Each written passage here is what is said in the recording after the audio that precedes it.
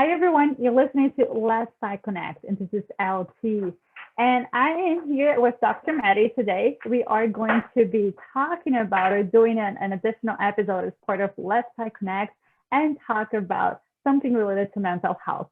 She is going to be talking about her journey and research, which is something that Let's Psyconnect is so passionate about, and how it is to like translate research into work so that we become better clinicians and we also try to get more out of the research. So it's not just like when you're in school that you have to read all the articles. It goes beyond school, okay? So I am excited to be doing this. And you can also watch the conversation. The video is going to be uploaded on Let's Psyconnect Instagram page. And I'm also going to try to add it to your YouTube, the account that I have over there. Again, Let's Psyconnect. And without further ado, let's get started. I'm going to give a brief introduction. And so again, she's going to jump in and tell us a little bit more about herself. So Dr. Maddy, she is a licensed clinical psychologist training in evidence-based practice or EBT, including CBT, DBT, and parent-child interaction therapy. That one is a new one to me. I don't work with kids, so but the letters would be PCIC. Dr. Maddy specializes in working with children, adolescents, and their families, particularly with a parent training component. Keep that in mind because we're going to be talking about it in a little bit too. She has worked in a variety of settings, including inpatient units, outpatient centers, and in private practice throughout the New York area. She has over 10 years of experience, and I just hope to get there, work with children and parents. She has completed her PhD at St. John's University with an expertise in the study of anger, rumination, and impulsivity in relationships. She is the founder of the CORE, so CORE method, which is a comprehensive parenting group that teaches evidence-based parenting techniques. And we're also going to be talking about that in a little bit too. So welcome and thank you for connecting with me. Thank you so much. I'm very excited to be here. And thank you for the introduction. You said it lovely, so I appreciate that. Awesome. So share a little bit about your journey. I know I highlighted a couple of things that you have done.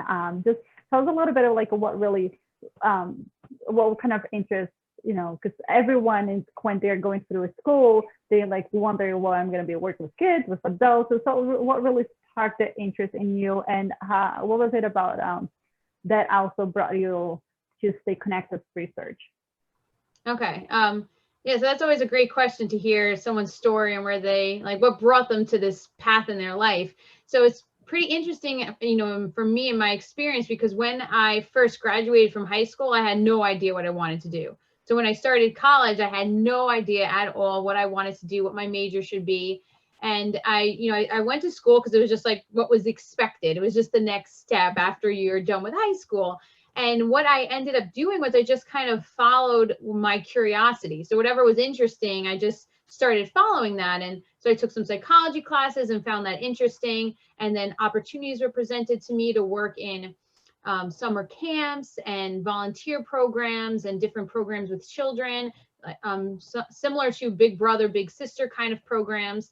And as I was working with these children, I found that even just a week of working with them, they had so much of a connection to you. And you had such an impact on their life, like even just a week or a couple of weeks, that they would remember you months down the road and have impacts. And there was this one little girl that really stood out to me because I worked with her and it was just a week. It was like a short week-long camp, and I worked with her for just a week. And then a few months later, I had volunteered at a group home for adolescent young women. And all of a sudden, this little girl I never met before came up to me and said, "Are you Maddy?" And I was like, "How do you know who I am?" And she's like, "Oh my goodness, my cousin told me about you. You worked with her at a camp." Yeah, and it just touched my heart. It's like, I can't believe that for 1 week you can have such an impact that this little girl is telling her cousin, and her cousin knows who I am. And yeah. And so it was experiences like that where I saw how much it was needed and how important it was for these children. And so that really led me into wanting to work with kids. And then seeing how much of a need there was, I wanted to then get my doctorate, because I felt that by getting my doctorate, then I would feel as prepared as possible to help these children. And so before I got my doctorate, I worked in foster care for 2 years.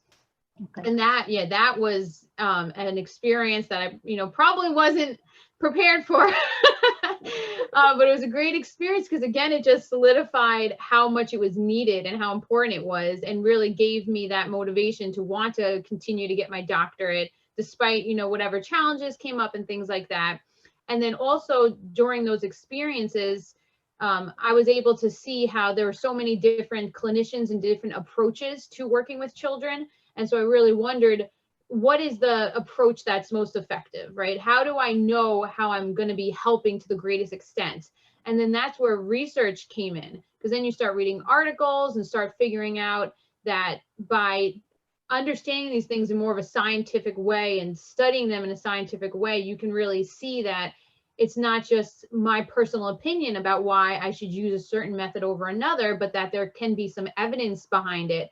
And so I can feel more confident in that this is what's most likely going to be helpful for these children.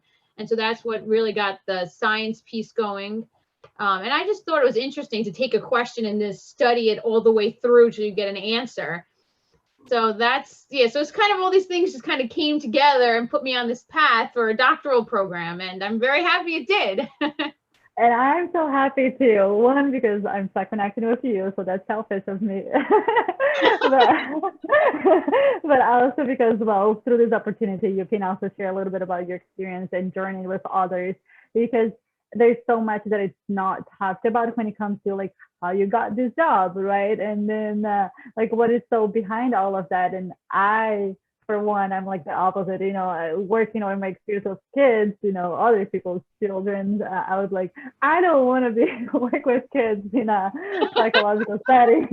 Like, I'm just so glad there are professionals out there that can do this job. Oh, yeah. I want to just go out and play, and that's it. I don't blame you. I mean, it's very different working with a child compared to working with adults, or just even just different populations. It's very different. And you have to have a passion in order to get through all of the challenges you have to face. So, and we need people in different areas. So it all works out. Yes. And even though I don't work with kids, I think it's very important for me to stay informed, because I'm still working with adults that have kids. There you go. And so learning the other perspective of it, I think is very relevant to, again, I'm not providing the interventions geared towards the children. It's just, I think I become more insightful about some of the dynamics that might be taking place. Yeah. And even if you need to make a referral, just having a basic understanding of different interventions and working with kids makes a lot of sense. And same thing on my end, that I work mostly with kids, but I do work with some adults, and knowing information about different presenting problems and where to recommend, like all of that just helps us be better clinicians. So exactly. And research, right? I mean, we're reading, we are trying to stay informed. And oh my gosh, there's so many professionals out there. I'm so grateful too. They are putting in the work to publish, and so that we can have that knowledge to continue to enhance our critical thinking and professional skills. And you are contributing too to the world, right? You are not just doing this within this like four walls of your practice. You are doing a lot of things that can help us become better individuals, better parents, right? So I think it's really important, again, to not let go of research and see how else you can improve, because just because something has been published doesn't mean that it's like done and like you don't have to ask questions anymore. Right? We are thinkers, and we can continue to question and challenge, and then see what else can be of relevance. Yeah, exactly right. So what is it like though to work in research for our listeners to have a better understanding? Research is very in depth. I did some research classes in undergrad, because you have to take basic statistics classes, and just, in psychology, you're reading a couple of journal articles. And at first, for me personally, it was exciting. It was interesting to know how to, study statistics. It was interesting to know how to run an analysis. And at first it was, pretty fun and interesting. But then when I got into a doctoral program and they went really in depth into statistics, and then we were actually part of research projects from the very beginning, from thinking of the hypothesis to the very end of having something that you're publishing. And I was shocked at how much had to go into it. And we would create these timelines, and we never stuck to the timelines because it was so much more work than you thought that it was going to be. But so many things, I mean, even from the very beginning, that you have to get IRB approval. So you have to make sure it's an ethical study. And so you have to go through a whole process to just prove that your study is ethical and that your study is necessary. And so that was a whole process where you have to go before a panel of other, board members who are deciding if this is ethical and ask you questions. This is all written. You're not like standing in front of the panel, but it's all, but they will respond with criticisms and questions, and then you have to defend your research. And then after that, you have to really put in so much thought into how do you study this and what is the most accurate statistical analysis in order to get the answer for this particular set of data. So it was very in depth. And then even just figuring out what you want to study, you have to look at all of the past research and put everything together to figure out why is this something that logically makes sense before you even study it. And then, getting people to actually join the study and then analyzing it. It just was a lot of steps. And so it's some of it gets tedious. Like when you're in the middle of it and you're like sitting there trying to enter, a million different things into a computer program, it gets pretty tedious. So you have to kind of like stick to the curiosity part of the question, your initial question, and being able to finally get to your answer. And so that is, for me personally, what gets me through all of the not as exciting pieces of it. But when it is finally done, and then you're able to see the results of something and see that you created this whole project that is now something that other professionals in the field can refer back to, that part is very rewarding. So it definitely takes a lot of time and focus, and you have to, from my experience, be prepared that it's probably going to be longer and more difficult than you thought it was going to be. Right, like you go to undergrad, and then you go to grad school, and then you think you're done, and you're not done. Because a lot of times, even like for the dissertation component of it, I don't know what it's like for PhD, but I know you guys also work on research as you're getting your graduate, your degree anyways. But like, it feels like it's never just 1 year, as you're saying. Like, it just feels like it always takes longer. For PsyDs, we are expected to complete a dissertation, and some people go through like a study to gather materials and data and whatnot. And so, but they have that like usually 1 year time frame, and sometimes shorter than that, to just do it all. And that's what sometimes like a lot of the PsyD students feel like, I don't want to do research. It's a lot, because we focus a lot on the clinical work. And so again, grateful that there are people out there that focus on the research. And I love research, as I mentioned many times. I have past experience in the research field, but it's usually on then like, okay, let's put the hands on, and apply the thoughts, So it's usually on the front line, applying whatever that the PIs are thinking about. Yeah. And I think research is definitely very challenging, but I love it as well, because the rigor around it and being able to have this evidence as to why something is as close to the truth as possible compared to something that might be more just leaning towards an opinion, I think is so interesting. And being able to like study something in a scientific manner, I think it's really neat, because psychologists are scientists, but a lot of times you don't feel like that. But when you do research, you feel like a scientist. And so that I think is really interesting, to be able to see the world through a different kind of lens. And for me, it gave me a lot more of an in-depth appreciation for truth and knowledge and being able to understand things. So I definitely see a lot of, of course, there's benefits. Our whole field is based on research and science. Yeah. So. For sure. Yes, nowadays, for sure. At some point, they weren't really doing research, right? And then eventually, like, oh, no, we have to focus on this. And then the statistics was created. Yeah. Yeah, I think that's the interesting thing about the field of psychology in general, is that there's a good portion of it that is intuitive and a human connection, which is not necessarily scientific, but then there is a scientific piece to it. And I think it's really neat how the two of those are combined to make this balance, right? And even if you look at research, a therapeutic approach being effective is not necessarily just because it's based in science. A big, tremendous piece of it is that the human connection between two people. So yeah, so I think it's just a perfect balance between being able to connect and then being able to also have a scientific view of things. Yeah, and also the idea that you never, almost like never settle down, because you might have an answer and then you have 10 other questions as a result of Yeah. it.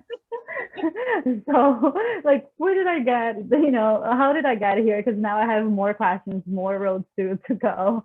And I often discuss, like, there's a journal club in my internship, and we always like, oh, but now I wonder this. They didn't talk about that, how come this, like we always asking more questions. Oh, yes. Oh, yeah, absolutely. It's almost humbling in a way. It's like, I feel like at the end of undergrad and you finally graduate and you have your bachelor's degree, I felt so like, oh, I know all these things. And then you get into a doctoral program, you're like, oh my goodness, I don't know anything. Exactly. And so you realize like, wow, there's always something to learn. And in one way it's a little daunting, but in another way it's pretty interesting and curious. Like there's always new things to learn. Yeah. I want to talk to you about the core method in a little bit. Before we get to that, I want to ask you a little bit about what it's been like to implement, for instance, like, research or translate research into practice, let's say focusing on manuals, like using DBT manual or CBT manual, right? Because you go to school again and you learn the ideas of it, you don't necessarily learn the manual, and then you focus on like, but if research was effective, it's because they were using and they did step A, B, C in order. And then if I do C and don't do B and do A later, is it gonna work? So what is it like to sometimes having to focus on the steps 1 through 10 rigorously, and then sometimes having to again tailor to a situation or whatnot? Yes, so you're absolutely right. I had the same experience in my grad program, that they teach you ideas of how to do therapy, but not really so concretely, like this is your first step, this is your second step, this is your third step till the end. And so when I started working with clients, it almost felt like I'm not exactly sure how this should be playing out. And in my postdoc, they were really focused on wanting things to be evidence-based. And so with evidence-based, it's very much manualized.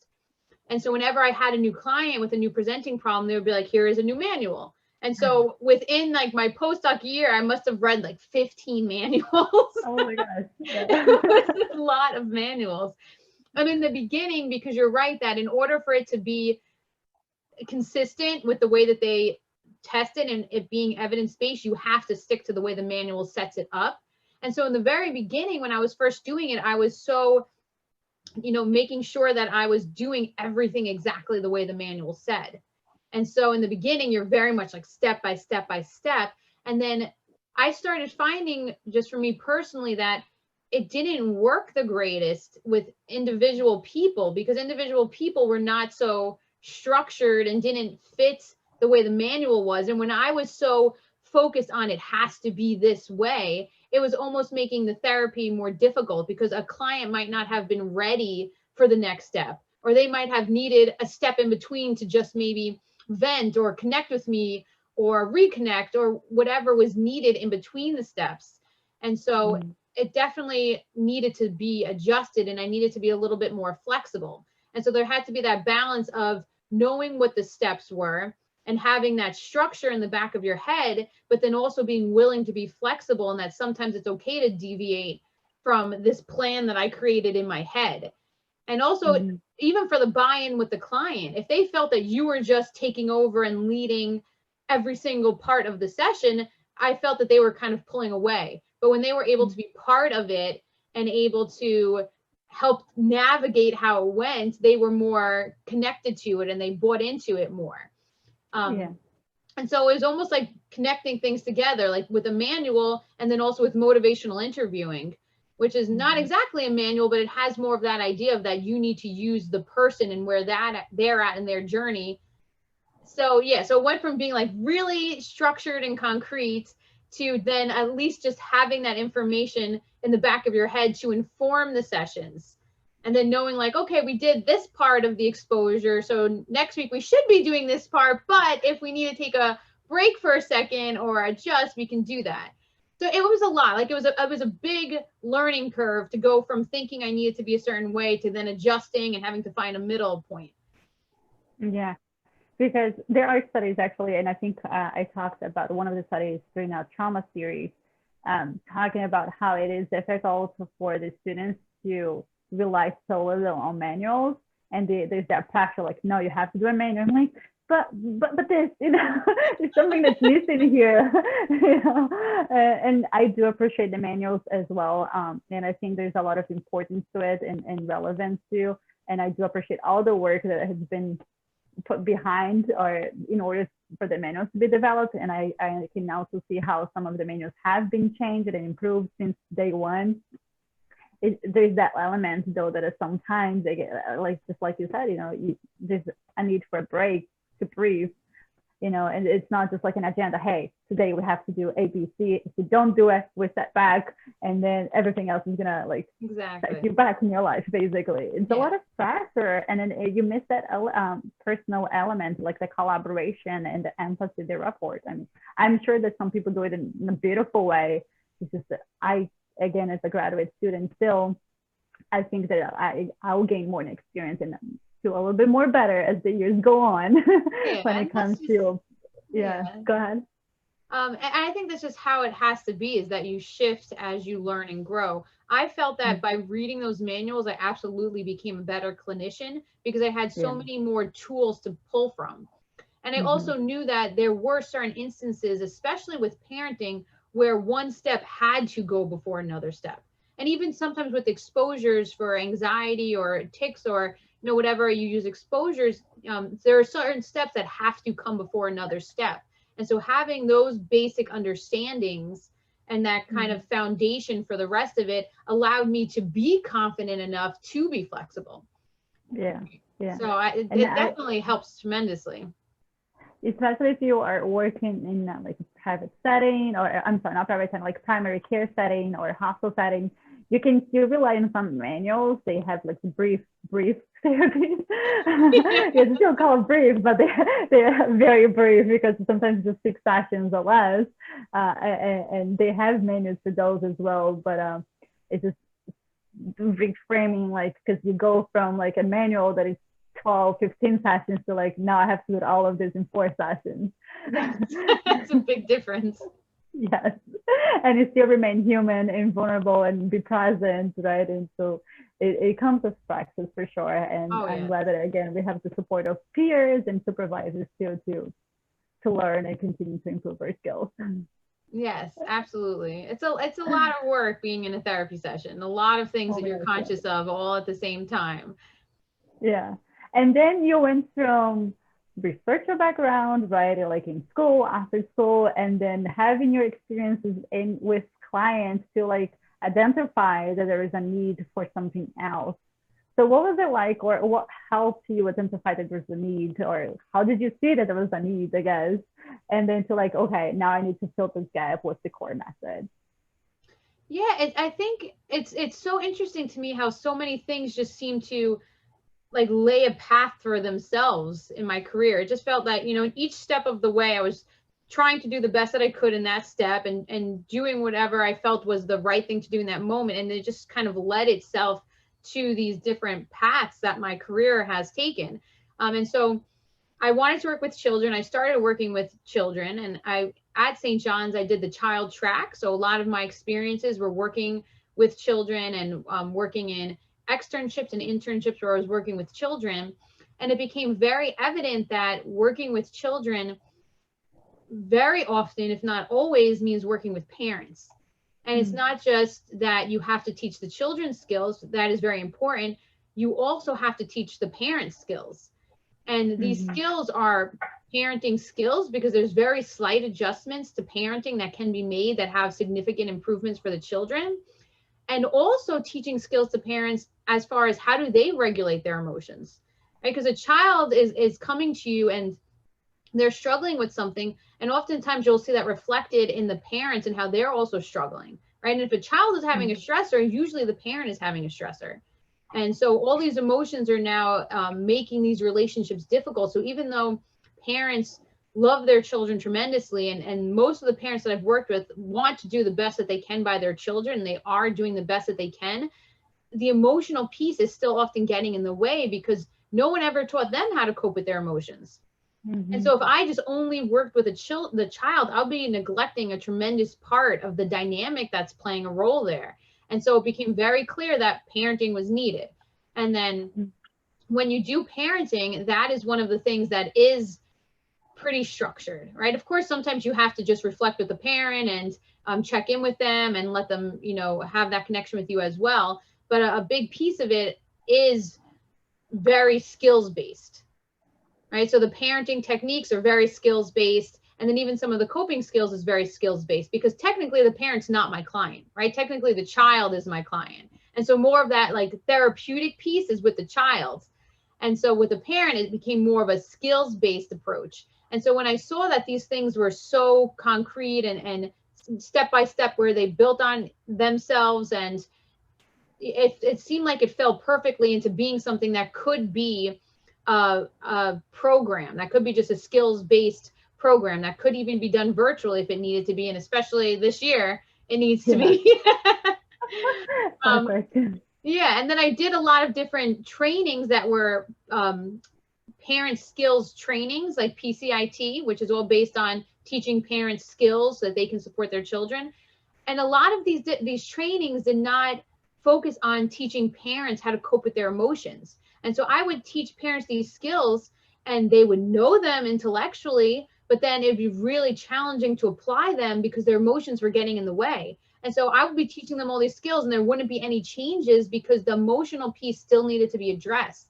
And so when I saw that a lot of these parenting programs didn't necessarily directly address that, I felt the need, or not the need, but even just like the interest of wanting to create a program that incorporated all of that incorporated learning, emotion regulation skills, distress tolerance skills. So just learning how to deal with your own emotions. And then after you know how to deal with your emotions, now let's focus on parenting skills. So yeah, so it's just like throughout these different experiences and just kind of seeing little by little what was needed and what was missing that I, felt a desire to create the core method. Awesome. Well, thank you. It is very inspiring, to know that, again, like your work is not done. You can still do something to change and improve the way that we treat our clients, or even those involved in the client's lives in a way. And just because there's a gap, sometimes we do identify there's a gap, and we freeze, right? And you didn't freeze. Maybe you froze a little bit. I don't know. But like, there's probably a lot of points where I froze a little bit. And at some point you just melted and then got yourself together and you were able to do it, and that's awesome. I think that inspires not only myself and hopefully inspire others too, to maybe do something similar in the future. Not necessarily the same project, but I'm saying, like, try to identify gaps and do some work to fill those gaps. Yeah, and I think that's very important. I think it's very important to be a critical thinker throughout your career. And for me, like personally, when you go through different trainings, you work with one supervisor and there's so much CBT, and then you work with another supervisor and there's, so much DBT, and it felt almost like a betrayal to disagree in some sort of way. And so I think that, it's okay to sometimes notice that there are still gaps, and that's part of what science is. That's part of what developing these things are, is that we learn more and more. And it's okay to notice that there is a potential gap somewhere, and then want to do your own separate work in order to figure out how to fill in that gap. Yeah. So you're working with the children and then you use the core method. Can just adults look the method and utilize that on their own without having the child as, like your patient, let's say? Oh, absolutely. Yeah, absolutely.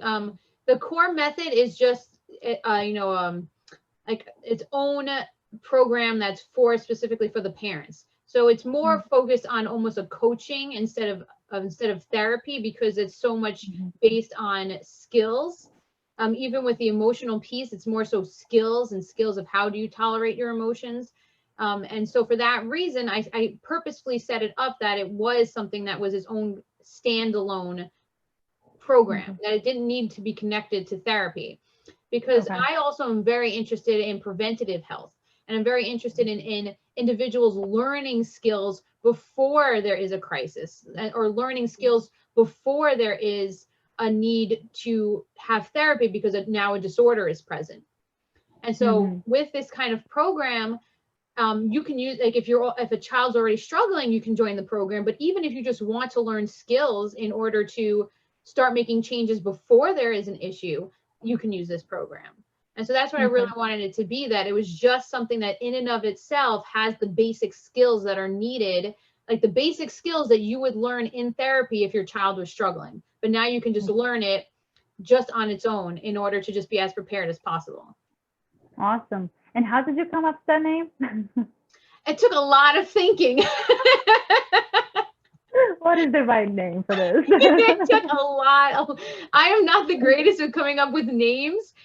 And so I was putting a lot of different thoughts into it. I really, maybe from my DBT background, because there's a lot of acronyms in DBT. And so almost every skill, like there is an acronym for something. And so I started liking the idea of that something could be an acronym where it's a word and it's an easy word to remember, but then each letter in the word is a skill or part of the program. And so I spent a lot of time, and I actually had joined a coaching program that was to help people develop their own courses.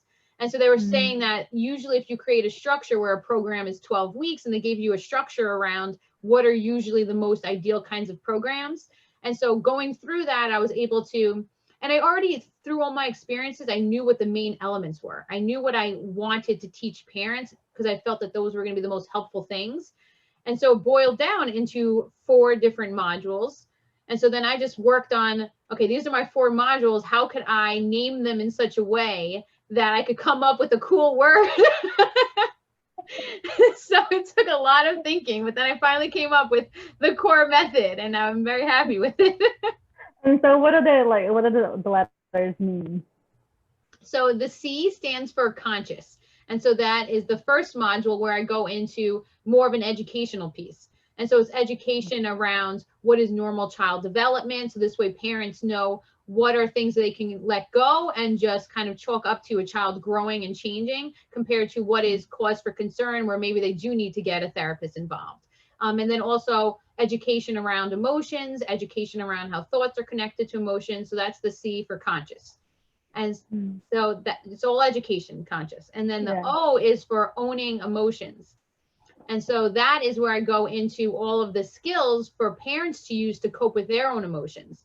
Because again, like I had mentioned, that you can know all the skills in the world, but if your emotions are getting in the way, you're not going to be able to use those skills effectively. So that's what the O is, where I'll teach parents how to cope with their emotions. And then not only will they have the skills themselves, but now they'll have the skills to support their children if their children are having difficult emotions that are coming up. So that's the O. The R is for relationships. And so in the relationships module, I go into different skills that parents can use to create an even warmer relationship with their child. And so some of the skills are pulled from DBT, like validation, I pulled from DBT. And then also some of the quality time skills I pulled from PCIT, so parent-child interaction therapy.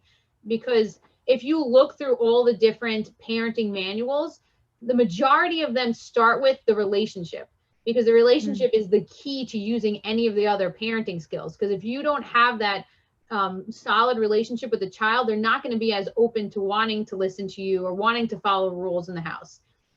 So that's what the R is for, where I go over all the things that parents can use to create an even warmer relationship, because I'm sure they already have a good relationship, but it's how can you make it even stronger? And then the E in core is for evidence-based parenting. And so that is where then I dive into all of the evidence-based parenting skills, like using, positive attention, active ignoring, using reinforcers, all those different parenting skills that now parents can use in their houses. So that is the core method. That's the core method. So increase consciousness, increase awareness, education, and then own your emotions, cope with your emotions, strengthen your relationship, and then learn what works. You have a good memory. I was trying to like stay tuned here, like what did you say? Okay. Well, I'm impressed because I attentive. made it, and I even take a second to remember what it is. That helps me. It's a reflective listening, right? And you said this, okay. Very good. Your therapy skills are coming in handy. Right. And out of curiosity here, and I guess to inform others too, how long did it take you to put all of this together? Well, it took a long time if you consider all the work I did without even thinking I was doing work for the program. Basically meaning all the times I had to read manuals and do parent skills training and all of that background work that I had done just as part of my career. And so once that was all in place, developing the actual steps of the program wasn't that difficult because I knew at that point that this is what is needed. And I had kind of a general idea from the manuals of that some of these steps do build on each other and some of these steps have to come before others. So all of that manual work that I did, all the manualized treatments that I did, made it a lot easier to make the steps and outline the steps. The hard part then was now putting everything together because now I had to, figure out how I was going to present it. Like, am I going to show different videos? I have to make the videos or find the videos. Am I going to have handouts? And so I have to either find handouts or create the handouts and put everything together in like a nice little neat packet. And then, so that took a lot of time. The coming up with the name, that was actually really difficult. So that took a lot of time. And then just simple things like making a logo for it, or how do you now start promoting this? How do you get people interested in wanting to do that, which is the phase I'm in now of making this more of a known thing and wanting, finding parents that are interested in this. So all of that, it definitely takes a long time, and I'm still not done. I'm still in the process of all of that. Yeah. And then I would like to eventually be able to do some research around it and get some, results of how this is impacting parents, if they're seeing any changes at home, what are parents' feedback around it. But before I can do that, I need to get people to start being more interested in it and make this a more known thing so that I can actually have the population to even use for research. Yeah. And I'm going to keep my fingers crossed. I don't know if you can see it, but my fingers are crossed here. Thank you. I appreciate that. I need a lot of fingers crossed. Yes. So it continues to work. And even if you get feedback to tweak a few things here, right, I improve a few things there, because a lot of times what happens is when you're doing research, you get feedback and you're like, oh, I need to change this. Exactly. Yes, that happens almost all the time. Yes. Again, so grateful that you are putting your brain to work over there, and so that we can benefit. We're not just like clinicians and other mental health professionals, but also as adults and future parents or current parents, because again, it's something that it means a lot, and it can change people's lives for sure. Yeah. Oh, absolutely. Absolutely can change people's lives. And I mean, that's the goal. Is I know parents want to do the best that they can. So I'm excited to give them tools because I know that they'll feel so much more at peace and their families will feel so much more at peace. So it's an exciting thing, even though it is a lot of work. Yes. And like being mindful that, the transition into roles, right? They weren't parents, they became parents, and they didn't know what to do. There are a lot of books on parents. I don't know how many books they read, how many books they didn't read. So like a lot of parents go into parenting without some of the knowledge or all of the knowledge that goes into like how to talk about emotions, your own emotion and the kids' emotions, and how to raise the children to become more aware of the emotions and adaptive versus maladaptive behavior. Yeah. Oh yeah, absolutely. And parenting, you can read so many different books and then actually applying it is difficult because it's so much different when it's your own family and your children that you love more than anything in the world. And then plus there's so many different books. So which books are the ones that are most effective? Which ones are, so even just picking out the book and then finding time to read the book when you have, children that you need to take care of and a lot of things happening. And then also you grew up and you have a certain mentality of what parenting is based on your rearing, based on how you were raised as a child. And so then sometimes you need to even challenge your own, ideas about what parenting is. So there's a lot that goes into it. And I think that having a resource like this, that's just its own standalone program, could be really helpful for parents. Yes, and the other point to add to that is that a lot of people just rely on, in this case, on books, or let's say blogs, or they go online nowadays to find information on how to parent their children, and they don't often think about, oh, maybe I can go to therapy and learn some skills and talk to a different professional about this matter. Yeah, and I think that will help to start, changing the stigma around therapy also, because you don't, there's nothing, therapy can be helpful in so many different ways. And so having parents and just society in general more open to going to therapy instead of just reading a blog, or in addition to reading a blog, I think would be fantastic. So let's continue to spread the word and do the work that we do, or continue to improve our work as well. There you go. Dr. Maddy, this has been wonderful. Thank you so much for this conversation and for connecting with me and our listeners and the listeners and viewers and whatnot. And so is there anything else you want to add before we go? Well, I just want to thank you, because it was so nice to be able to Psyconnect with you. And I think that just this experience of having young professionals, or any professionals in general, being able to connect with each other and discuss these different topics, it is such a helpful thing, because, sometimes in a practice, it can be a little bit isolating, or you might, especially with imposter syndrome, sometimes you feel that, oh, I don't know what I'm doing, or, and so being able to connect with other people like this, I think is such a tremendous thing, and is so helpful. So I want to thank you for letting me be part of it. Oh, thank you. And you're welcome to join Let's Connect any other time again, because I know you're going to continue to do amazing work. Or if you just want to share, like you've come across a study, whatever it is, just Psyconnect again, send me an email or reach out to me via Instagram, and I will be happy to talk to you again. Perfect. Well, I love that. We'll stay connected, or side connected. Yeah. How can people reach out to you, or learn more about the core method, or be part of it, or whatnot? Sure. So I actually have an Instagram that is focused on parenting skills. So I make a lot of videos and posts that are purely just parenting skills. And so that Instagram handle is _Dr. Maddy. So Doctor is spelled out, and Maddy is Maddy.